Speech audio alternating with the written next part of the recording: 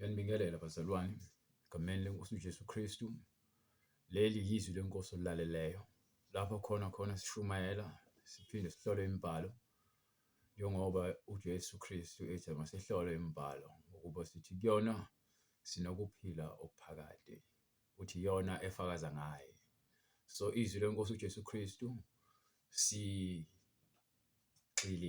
emfundisweni kaJesu kusukela kwiTestament elidala kuze kuyophuma kwiTestament elisha, ngokuba abaprofethi nomthetho bafakazela uJesu, uthi uJesu ningathi ngizobhubhisa. Angizanga ukuzobhubhisa umthetho kanye nabaprofethi, kepha ngizogcwalisa kusho uJesu, ngithi. So uJesu megcwalisa-ke khona lapho-ke incwadi yaMathewu lapho sahluko 5 kusukela kuverse 17 ekhuluma ngokuthi nje ningathi ngizobhubhisa umthetho nabaprofethi. Angizange ukuzokwenza lokho kusho uJesu. Uzokugcwalisa. Abaningi-ke iyabeqa le ndaba le yokugcwaliswa komthetho. Yona le ncwadi engikhuluma ngayo Mathewu sahluko 5 iyabe eseqala athi uma ukulunga kwenu kungadluli okwabaFarisi, ngeke nize niwuthole umbuso kaNkulunkulu. Ngeke size singene. Okusho ukuthi umbuso kaNkulunkulu uyangena kuwona futhi uyambulwa kuwena, bese uphila kuwena, bese nawe uphila embusweni kaNkulunkulu. Ngokuba into kamoya le. Umbuso kaNkulunkulu usho uJesu lapha kwincwadi yaLuka 17 akuyona into ekumele uyibone iza kude, kepha yinto ekumele yambulwe ngaphakathi kuwena. Ngokuba uNkulunkulu wafaka kuwena mzukwane yakwenza. Kepha umuntu wayesezisukelela amacebo akhe. Abantu basukela lokho abafuna ukwenza nokwazi nokujabulela ukuze bajabulise inhliziyo zabo nenyama. Kepha uthi uJesu ukulunga kwethu kufanele kudlule abaFarisi. Ngokuba uma ukulunga kwethu kungadluli kwabaFarisi siyafana nabo. AbaFarisi kuthiwa abazenzisi. uJesu mekhuluma ngabaFarisi uthi abazenzisi. Bafundisa abantu izinto, bakhomba abantu ukuthi abenze izinto, kepha bona bakwazi ukuzenza izinto. Mina sometimes ngifane nomFarisi because mengibheka impilo yami, ngibheke ngithi yazi ukuzithola sesimweni lapho khona compromise-ile. Ufune kubuyele-ke lapho uNkulunkulu uyozithoba. Uthi Nkosi uJesu, ngonile la, ngenze lokhu nalokhu, ngiyacela uNkulunkulu ungisindise, ungithethelele ngoba ngiyalibona iphutha lami. Yakuzwa ukuphenduka? Ngiyalibona iphutha lami. Uyaphenduka. Ukukholwa mekuthiwa lapha kwincwadi yamaRoma sahluko 4 kuthiwa ukukholwa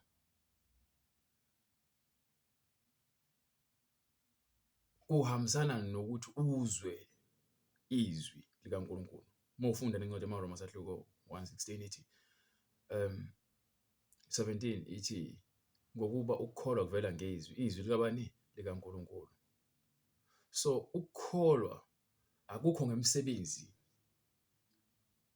kepha kungokuthembeka kwakho kuNkulunkulu. Ngifuna lento leni nizwisise. Ungenza imhlatshelo, ungagcina amasabatha, ungaba nezinsuku ozikhethayo, kepha uma inhliziyo yakho inganamathele kuNkulunkulu, yonke le misebenzi yokufaka izivatho obufuna ukuhluka, ulandela ibandla mhlambe ma-Roman Catholic, Shembe, Zayoni, ufuna ukugqoka imfaniswane bese-ke bona ngazi ukuthi uyakholwa, imisebenzi leyo yakho. Kuthiwa akubalelwa-ke ukukholwa ngaleyo msebenzi. Abantu abaningi bathi iBhayibheli liyaziphikisa lana lithi bese kuthi laphayana litheni. Ngithi mina okubuhlungu uma ungahlalanga imibhalo. Lithi iBhayibheli, hlolani imibhalo. Abantu abaningi bathatha okukodwa bangahloli bese bahambe bayofuna ukukhuluma ngakho noma bathathe lokhuya nalokhuya bekuthathela phezulu ngehaba. Leyo nto bese yenza ukuthini? Bagijime nolwazi olu-wrong, batshela abantu izinto ekungezona. So ukukholwa kuthiwa kufakazelwa ukuthembeka kwakho kuNkulunkulu. Uyabona, ngifuna ukuyiveza futhi lento ngale iBhayibheli. Yabona uJesu wathembeka kuNkulunkulu. Uyena umuntu wakwazi ukuvula incwadi yokuphila ngokupheleleyo. Wayiphila incwadi yokuphila. Waze wayivala ngophawu lwakhe. Abantu bayadideka mekuthiwa uphawu lukaJesu. Uphawu lukaJesu kusho ukuthi yena uyena umuntu onamandla okusinika indlela yokuthembeka kuNkulunkulu ngokuba yena ufike wathembeka kuNkulunkulu. So uJesu uthembekile. Yabona ingoma ethi wethembekile Jesu, wethembekile Jesu.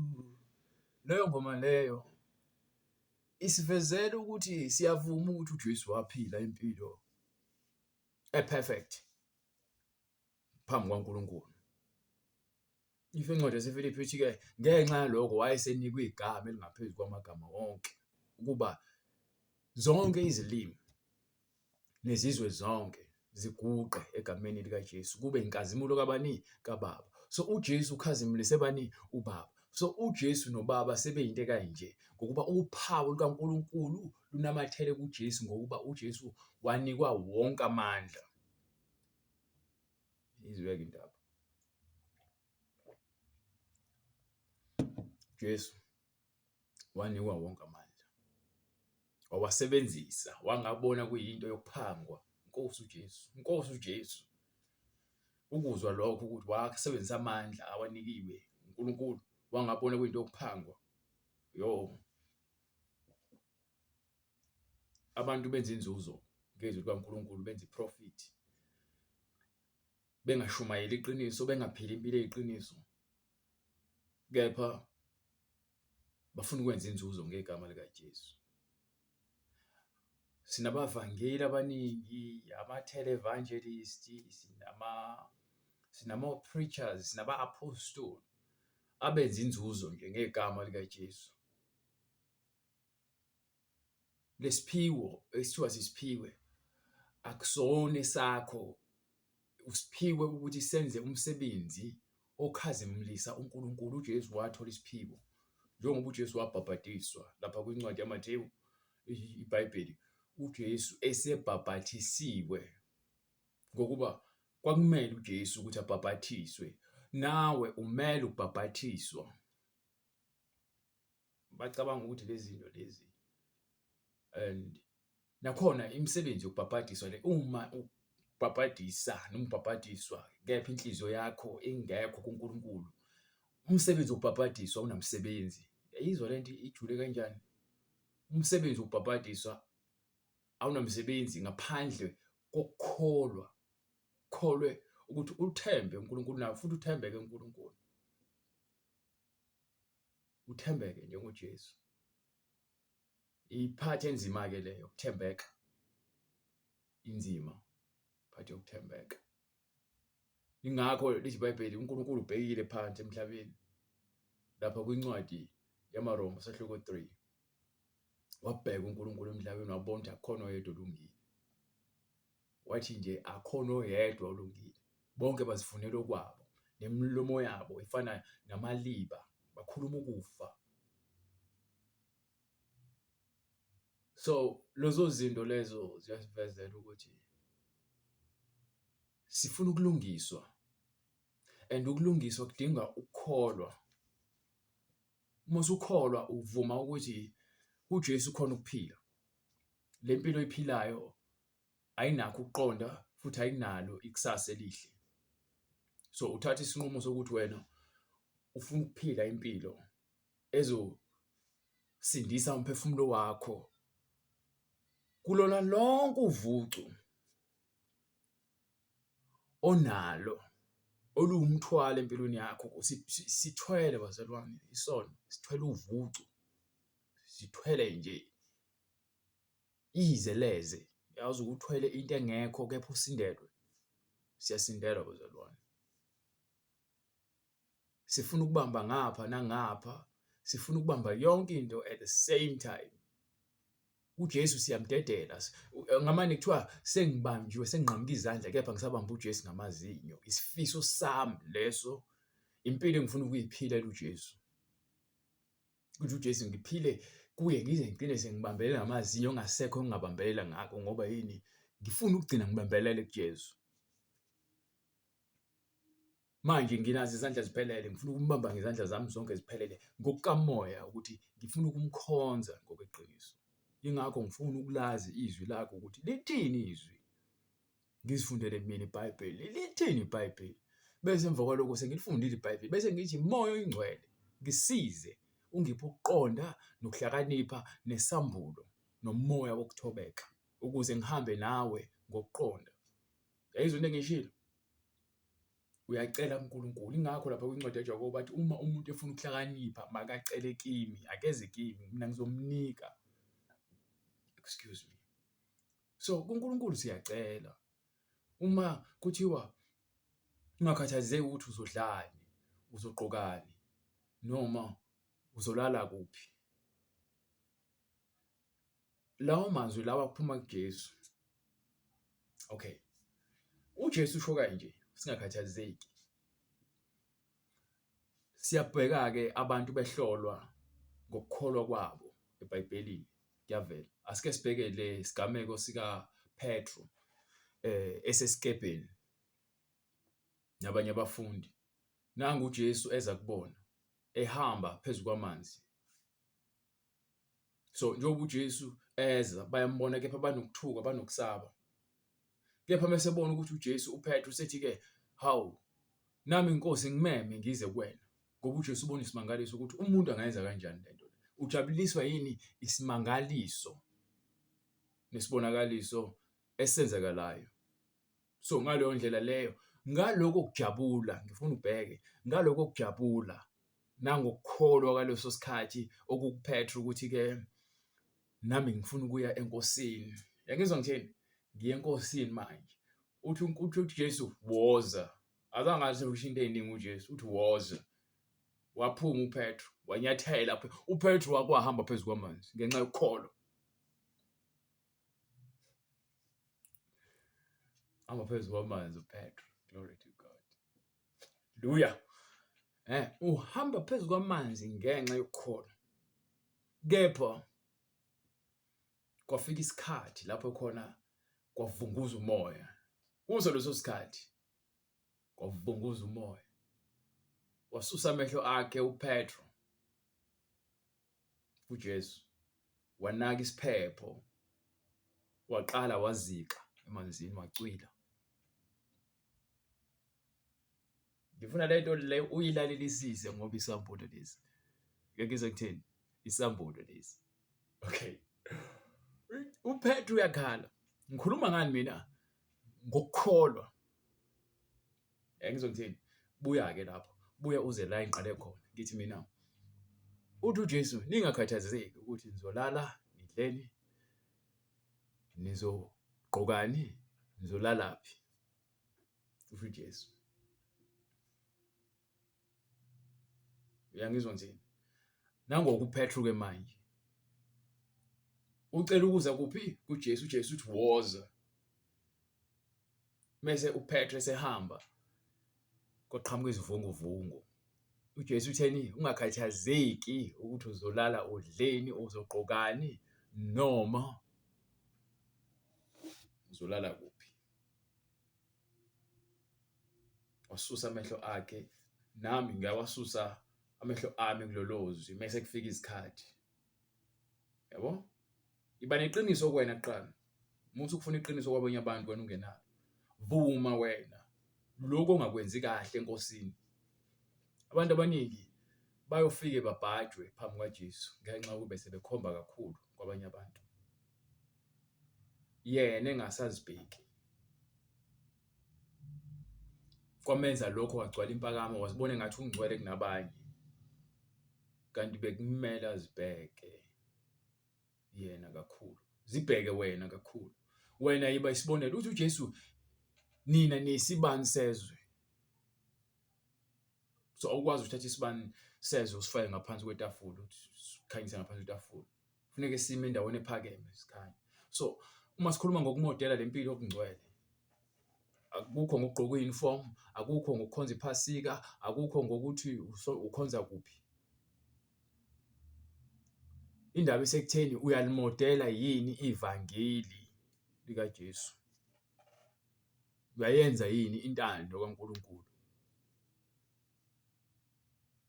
Konke okuyaleliwe ukuthi kwenze uyakwenza yini. Okay, angikho perfect, kulungile. Ngiyazama yini ukuthi ngilwele ukulunga njalo kunokuthi ngivele ngithi hayi akekho vele umuntu oright. Yeah, kusho wena akekho umuntu oright. Kepha khona umuntu wake waba right waba perfect, uJesu.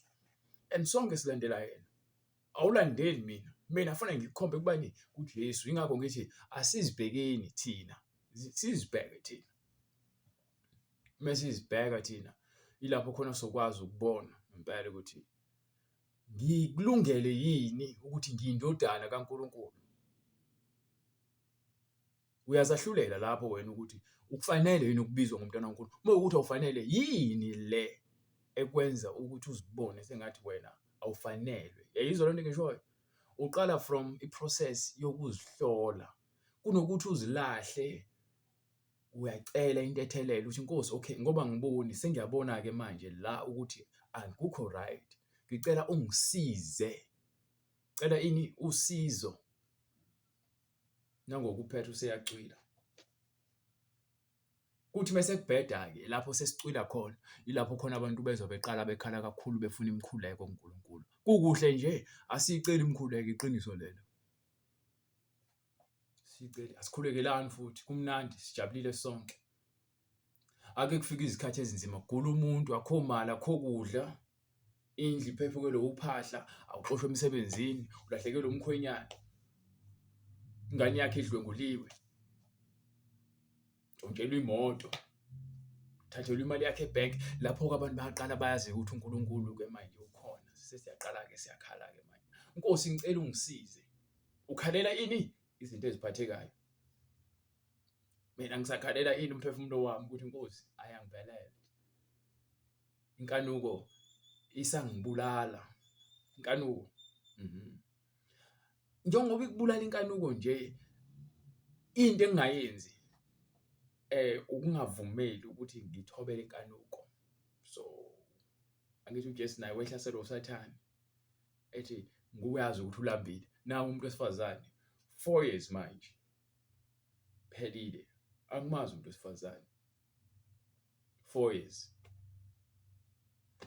Ngabe lokho kuyangijabulisa yini? Yeah, kuyangijabulisa. Kepha futhi kubhlungu ngoba inyama yami besijwayele ukuphila ngendlela enye. So lokho kulingwa lokho kuzongifica. Kepha akufanele mina ngithobele lo muzwa lo ukuthi okay ngoba naku manje ngizizwa kanjena angihambe ke ngiyofuna wesifazane. Into yokuqala nje yazi into ebhlungu yini? Ngiyakusaba ukuhlaza igama likaJesu. Ngiyawenza amaphutha kepha angifuni like ngizame nje ukwenza isibonelo like ukuthandana nentombazane ulale nayo ngaphandle komshado uphinde ulale nentombazane. Ukuphenduka kwakho akuphelele ngoba yini akwakushintsha isenzo. Akwakushintsha isenzo. Mekuthiwa umuntu uyaphenduka akaphendukeli ukuthi aqhubeke adle isono. Uphendukela ukuthini? Okay, mewukuthi siyakusinda ke isono vele mhlawumbe usamusha, mhlawumbe usakhula, vele siyacela uNkulunkulu ngoba vele iyenzeka lonto. Sike senze isibonelo. Umkhuba nje ukubhema ugwayi. Noma ukudakwa utshwala. Yabo? Noma umunye umuntu uthola ukuthi ade ethandana nomuntu wesilisa bekipitile baba nezingane. Yabo? Manje meqalezwa izwi yabona ukuthi liyamthusa. Uyabuza hayibo yini kumele ngiyenze? into ebhalwe phansi eBhayibhelini lena. Yangizwa ngithini? Yinto ebhalwe phansi eBhayibhelini ukuthi sebekuzwa konke lokhu kwakhulunywa uPetro ebashumayeza. Base bebuza bathi bebuza kuPetro nabanye abapostoli bathi madoda abazalwane yini ekumele siyenze? Yangizwa ngithini? Yabona khona lento engasho eBhayibhelini kuthiwa bonke abamukela uJesu namhlanje abaphakamisa izandla. Ayikho eBhayibhelini. Ayikho. Bayenza abantu babiza ama-altar call, right? Ayikho lonto eBhayibhelini. Kepha iBhayibheli lithi phendukani. Lapha kwincwadi yaLuka uJohane uMbhaphatisi beza kuyena bayabuza ukuthi yini ekumele siyenze. Akasho ukuphakamisana izandla nivume inkosi njengoJesu. Uyabatshela izinto ekumele baziyeke. Iqiniso leBhayibheli.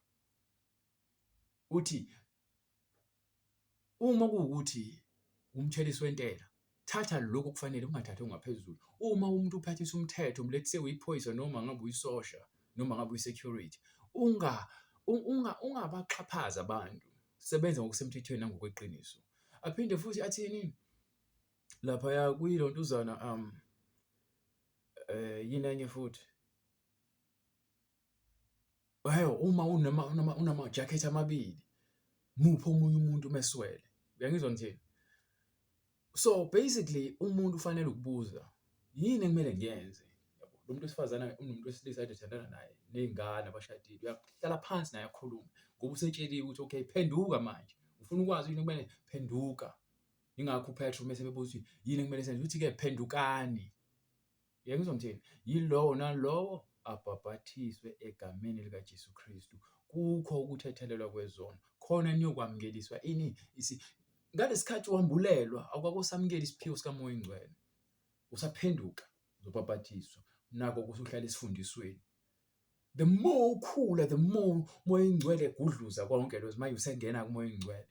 Isiphiwo sakhe sesiyangena kuwena. Asivele sifike nje njengoku usuku ubona imvula inetha no. Yinto ekumele isiphiwo sikaMoya Ingcwele sifike sesinendawo kuwena.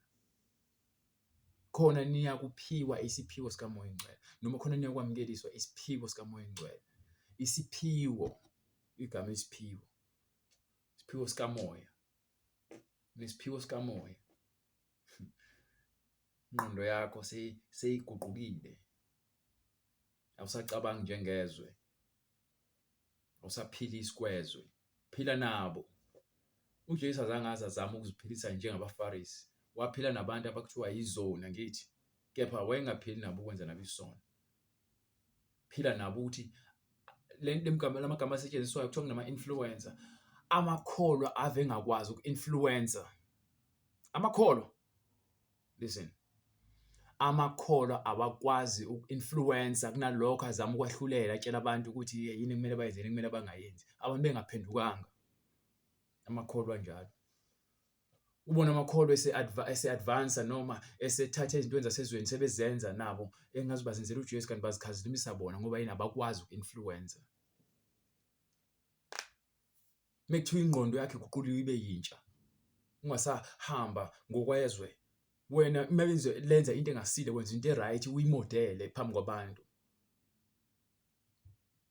Maybe usebenzisa uTikTok noma uInstagram nawe usebenzisa uTikTok ukumodela ivangeli not ukuchoma ngevangeli not ukudelela ngevangeli not ukubukisa ngevangeli not ukufuna udumo ngevangeli.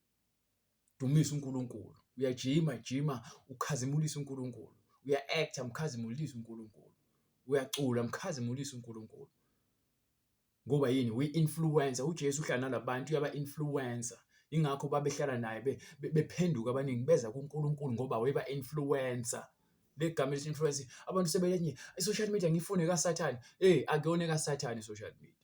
Yayakhela ukusetshenziswa bayibeka izizathu. Abantu abathola indlela yokusebenzisela i-social media uSathane. Nawe usengayisebenzisa i-social media ukuze u-influence abantu ngoJesu. Anifuni ukumodela uJesu. Inkinga yini? Funa ukumodela uJesu. Kumnandi ukukhuluma ngaye ngakhathi uJesu labantu bangikhonza ngezindebe kepha inhliziyo zabo zikude nami. Bagcina imithetho yobaba wabo ngaphezulu kwezwi kaNkulunkulu. Angahluleli umuntu but ngikhuluma iqiniso ukuthi lento le simele ukuyiphila.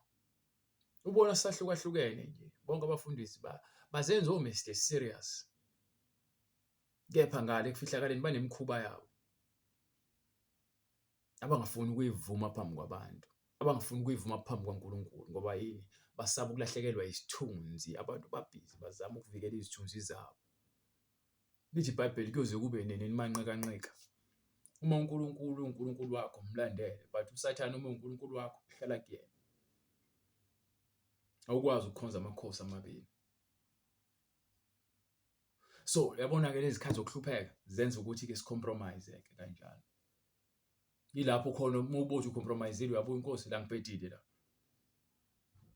Uthi uNkulunkulu lawe ngibathanda ngiyaba-correct. Wena mase uzithobela ukuthi ufuna ukucorrect, uNkulunkulu uzokulungisa. Uyakulungisa umhlengi. Benginesifiso sokuthi ngifuna ukuthatha intombazane ekholwayo egqoka ngendlela ehloniphekile. Ngahamba ngafunda ukuthi kunabantu akhuluma ngabo uJesu wathi bagqoka isikhumba semvu, kepha ngaphakathi bayizimpisi. Abanye bathi ngifuna nje indoda ekholwayo, sengikhathele ama-nice time, ngifuna indoda emesabayo uNkulunkulu. uJesu uthi kuyenzeka ukuthi abantu bazenze sengazi ukuthi ngoba bafuna ukufeza iy'nhloso zabo, bayothi bangakuthola lokho abakufunayo bese kuvele imbala yabo yangempela.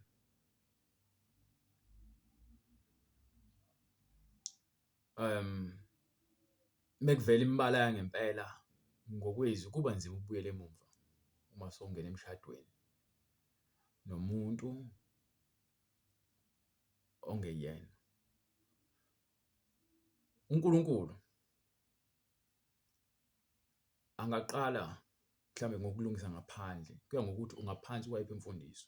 Kepha isikhathi esiningi uNkulunkulu udila nengaphakathi, ngoba ingaphakathi mase lihlanziwe yilapho khona ingaphandle-ke nakhona lishintsha. Ngike ngithi kumnandi, mina nginobufakazi babazalwane engibaziyo, abaningi babo abethi bekhomba izinto abazibona ezi-wrong. Ngathi mina yabona umzalwane menza into e-wrong, let's say uyabhema noma uhleli emkipitweni, as long eseza la kwizwi lenkosi ezozwa, lowo muntu kusho ukuthi khona into afuna ukuyifunda. Uma engakoyeka ugwayi noma engakoyeka ukudakwa utshwala, anginako umlahla lowo muntu lowo, nginawo amandla ukumlahla. Ngelinye ilanga bazombona esezothola ubufakazi ethi benginenkinga bazalwane yobufebe, dakwa utshwala, bhema ugwayi ngingasathandi. Bengiza la khona ngibhema ngaze ngahlulelwa. Namhlanje uNkulunkulu ungikhulu, namhlanje. Angizwa ngithini? Namhlanje uNkulunkulu. Ingakho lithi iBhayibheli khona umuntu wesifazane wayesehambe izinyanga ezahlukahlukene enenkinga yokopha. Kepha ngokukholwa wathi nje uma ngase ngithinta umphetho wakhe. Nanti wangempela mase uthintile umphetho kaJesu. Kusho ukuthi asisakhulumi ngomphetho-ke manje wengubo ngempela. Sesikhuluma ngokubambelela nje. Uma ngase ngifike kuyena uJesu, ngiyakukhulula. Kunabantu abeza enkonzweni bezokhala kuJesu, bezofuna abazalwane babakhalise. Yabona-ke lokukholwa-ke lokhu okufunakalayo. Ukukhalisana, ukududuzana, ukukhuthazana, ukulungisana. Kubhalwe phansi eBhayibhelini. Imibhalo le ilungele ukulungisa, ukuyala, ukuqondisa. Uthi bonke engibathandayo ngiyabasola, ngibayale. Nawe ushisekela ini? Ukuphenduka. Ukukholwa bese kuvela lapha kwincwadi kaJames, Jakobe, sahluko 2, isiveza ukukholwa. Ithi ukukholwa ngoba uyakholwa. Khona lokukholwa kwabantu kukunikana izikhundla nokubukelana ngokwezigaba, bese kuba khona ukukholwa kwaNkulunkulu. Ukuthi uma nihlezi niyibandla bese kuqhamuka umuntu ngoba nake egqoke kahle eswenkile, bese kuba khona umuntu la ngaphakathi nina nizombukela phansi, nimsuse ngoba nifuna kuhlale loya muntu oswenkile. Kuthiwa leyo nto isono. isono leso. Incwadi kaJakobe leyo, hamba uyifunda. Isono leso. Ngoba sonke siyalingana phambi kaNkulunkulu. Akube yimina ongasukuma ngokuthanda kwami ngi-ofarishe umuntu isihlalo. Not ukuthi ngisukunyiswe ngoba naku kufuneka kuhlale isikhulu. Yebo lonto le. Isono leso, ngiyakutshela isono leso. Kubhalwe phansi eBhayibhelini isono, leso isono. Okunye ukuthi uma kufika umuntu edinga usizo unalo ungamsizi, isono leso. Isono. So uma kuyisono leso uNkulunkulu uyasivezela ukuthi ukulunga kwakhe akulinganiselwa ngokwemisebenzi ecatshangwa nguwena ukuthi right. Ukukholwa kwakho kuyena, ukuthembeka kuqala kuyena. Okwesibili ukwenza izinto ezifakazela ukukholwa ke manje, imisebenzi efakazela ukukholwa. Ngoba kuthiwa ukukholwa kunezithelo zakhona. Uyakholwa izithelo eziphi ke ezilindeleke kuwena njengoba ukholwa. Kudingakala ini? Izithelo zokukholwa kwakho. Sekuyavela lapha kwincwadi yaMathewu sehluko 25 uJesu esekhuluma lapha kuverse 32 eqala lapho. Uthi uma indodana yomuntu isibuya nezingilosi izokuthumela izingilosi zayo umhlaba wonke ziqoqa abantu zibabekela phambi kwakhe. Bese ihlala esihlalweni sayo sobukhosi inkazimulo. Bese ke ibeke izimvu ngakwesokunene, ibeke izimbuzi ngakwesokhohlo. Uthi ngoba izimbuzi azizwa, izimvu ziyezwa. Uthi uyobe sekhuluma nezimvu zakhe, abantu abakholwayo kuyena. Athi ngoba nina nithembakele uNkulunkulu, wozani nizodla ifa lena abekelwa nina kwasekuseni komhlaba. Yikiphi leyo fa lelo? Ukuphila okuphakade noNkulunkulu. Ngokuba ngangilambile nangiphakela. Ngangiyinqunu nangibathisa. Ngangigula nazongibheka esibhedlela. Ngangisejele nangivakashele edolobheni. Ngangiyisihambi nangivulela umnyango. Bese bayabuza ukuthi sakwenza kuphi inkosi lokhu kuwena? Bese ethi njengoba ukwenzile kulaba bantwana bami ukwenze kimina. Thanda umakhelwane wakho njengoba uzithanda. Yalizwe iBhayibheli alikhulumanga ngomlungu, alikhulumanga ngendiya, lithi nje umakhelwane wakho njengoba uzithanda. uNkulunkulu uzosithobisa, uzosifundisa ukuthethelelana, ukuthandana. Inhliziyo exolelayo ave nokuthula. Inhliziyo exolisayo ave nokuthula.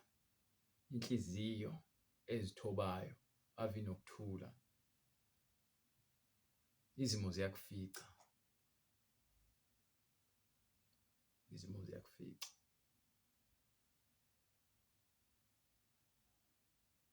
Kepha ngokukholwa uyakwazi ukusindiswa. Ingakho umpostoli Paul uthi nganikwa iva enyameni.